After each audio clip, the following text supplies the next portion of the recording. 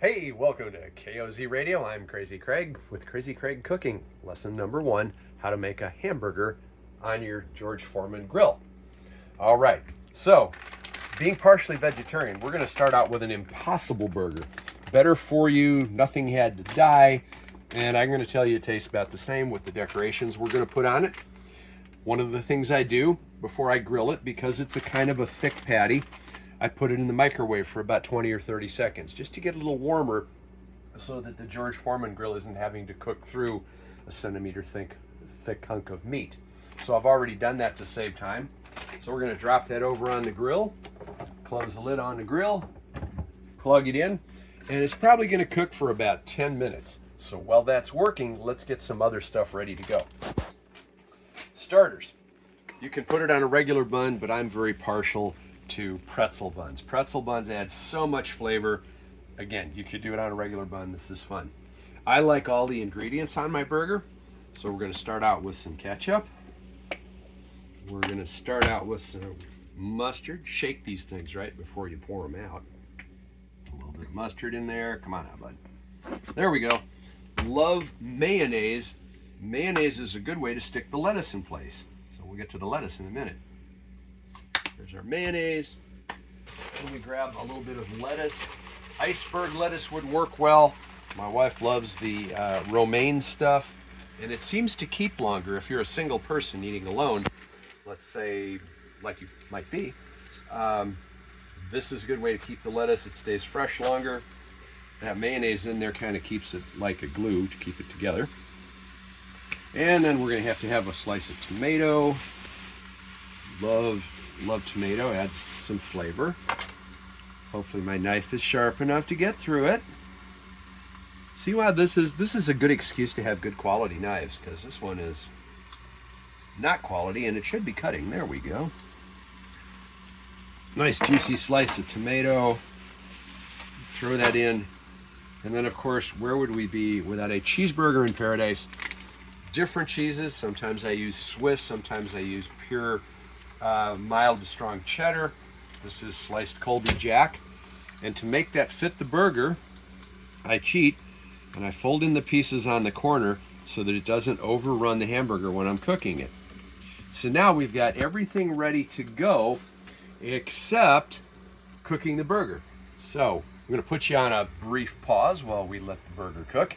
And then, as they say in game shows, we'll be right back after this word from our sponsor. Welcome back to Cooking with Crazy Craig. Wanted to show you something.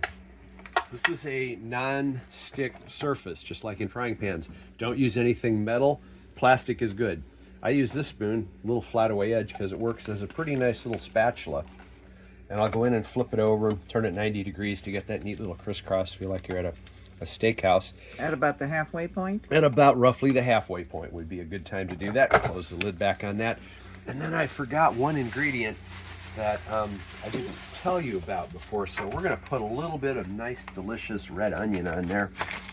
Cut that apart and chop that guy up into little small pieces. It's always good to push a knife away from you. You're much less likely to cut yourself. And as my wife has found out, if you just push down, often the knife will move, and then you get to find out where your Band-Aid supply is. So we try to avoid doing that. Probably too many onions there, but you know what, it's okay. So that'll be that. We've got the cheese ready. So we're pretty close to the point that we're going to need to be. But one of my favorite side dishes with, well, with a lot of things, honestly, I love coleslaw. It's real easy to make. You buy the shredded up cabbage, you put it in, you put some juice. My wife taught me that you just take a spatula and just chop it down with that. And it keeps, it's probably been, I don't know, a couple weeks since we made this coleslaw. It's still great.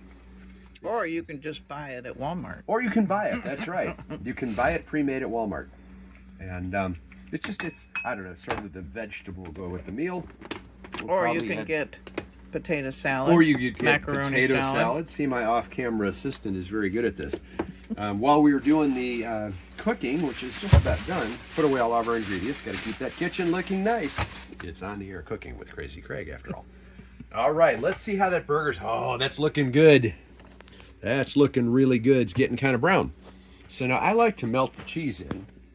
So remember when I folded up the cheese, that way it fits on there. And then, oh, by the way, do not forget to use this. Anything that drains out of there will get caught.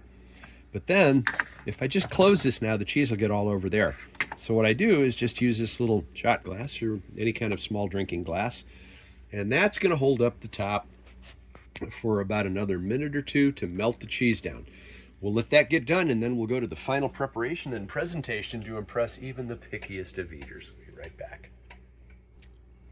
All right, welcome back to our final episode of getting the Cooking with Crazy Craig hamburger ready to go.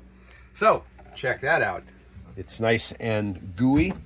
Remember to unplug the George Foreman when you're done. And then we're going to simply move the burger, and this little spoon is all it takes to move it.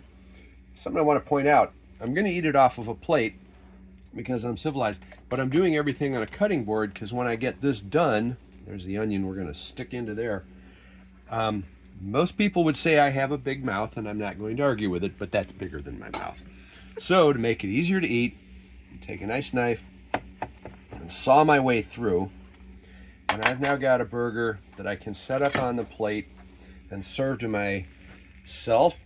And let's just put it open like it would be in a magazine. Wow, big burger, and it's ready to go. Last thing I'll tell you is when it comes time to clean up, take a couple paper towels, get them slightly wet, and just drop them in here and close it while it's still warm. And after you're done eating, you'll be able to take all the grease out and wash this little guy in the dishwasher, in the sink. It didn't even really get dirty. And you now have a burger that would put a lot of chefs to shame, and it took you all of 10 minutes, and probably total ingredients, I don't know, we might be $1.50 or $2 into that. Try that at Wendy's and it'd be $10. KOZ Radio is signing off, Cooking with Crazy Craig. We'll see you again in another episode. Thanks for watching.